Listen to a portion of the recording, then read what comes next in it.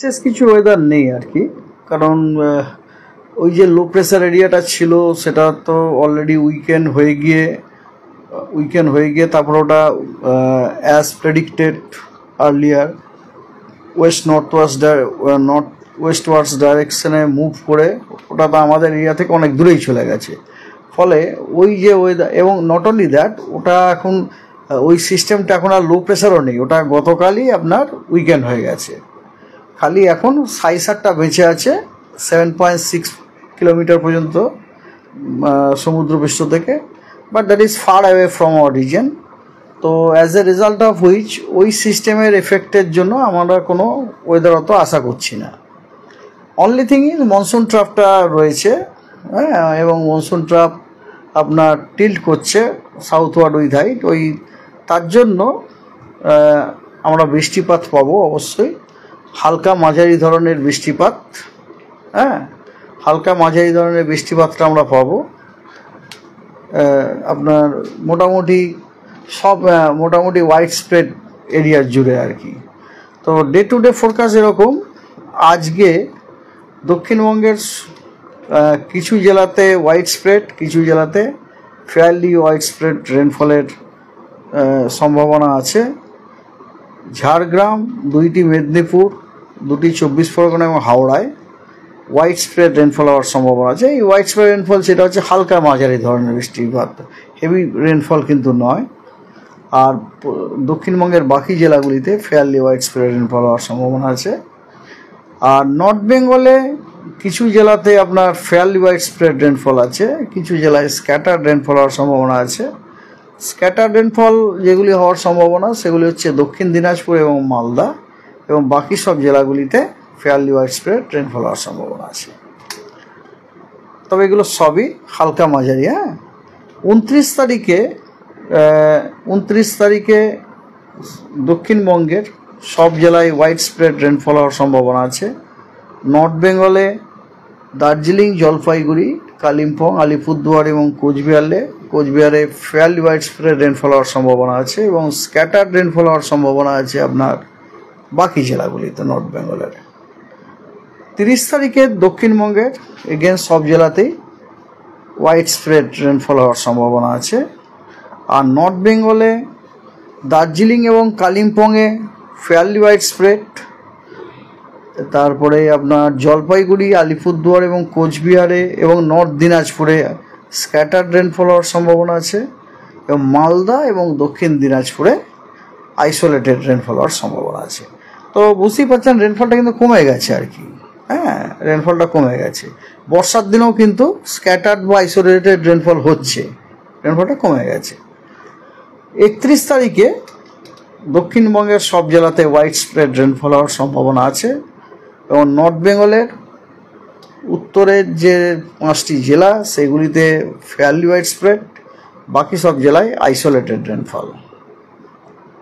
সব জায়গাতে বৃষ্টিপাত হবেও না, 25%। আর 1 তারিখ, 2 তারিখ, 3 তারিখ আগস্টে দক্ষিণবঙ্গের সব জেলায় ওয়াইড স্প্রেড রেনফল হওয়ার সম্ভাবনা আছে, এবং উত্তরবঙ্গে দার্জিলিং, কালিম্পং, জলপাইগুড়ি, আলিপুরদুয়ার এবং কোচবিহারে ফেয়ারলি ওয়াইড স্প্রেড রেনফল হওয়ার সম্ভাবনা আছে, এবং বাকি জেলাগুলিতে স্ক্যাটার্ড রেনফল হওয়ার সম্ভাবনা আছে। তো এই হলো আপনার ডিস্ট্রিবিউশন। আর সতর্কবার্তা এইরকম, আজকে থান্ডারস্টর্ম উইথ লাইটনিং, বজ্রবিদ্যুৎ সহ বৃষ্টির সম্ভাবনা আছে আপনার নর্থ দিনাজপুর, জলপাইগুড়ি এবং কোচবিহারে। আর ভারী বৃষ্টির সতর্কবার্তা আজকে দেওয়া হয়েছে কালিম্পং এবং আলিপুরদুয়ারে। 29 তারিখে থান্ডারস্টর্ম উইথ লাইটনিং এর সতর্কবার্তা দেওয়া হয়েছে দার্জিলিং, কালিম্পং, জলপাইগুড়ি, উত্তর দিনাজপুর এবং মালদায়, এবং ভারী বৃষ্টির সতর্কবার্তা দেওয়া হয়েছে কালিম্পং এবং জলপাইগুড়িতে। এই যে ভারী বৃষ্টি, এগুলো কিন্তু আইসোলেটেড রেনফল, মানে একটা জায়গাতেই যেখানে বজ্রবিদ্যুৎ হবে সেখানে বৃষ্টিপাত।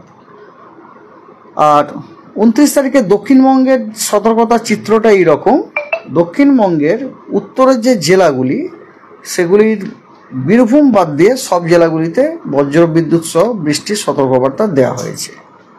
আর কোস্টালেরও সব জেলাগুলিতে বজ্রবিদ্যুৎ সহ বৃষ্টির সতর্কবার্তা দেওয়া হয়েছে 29 তারিখে।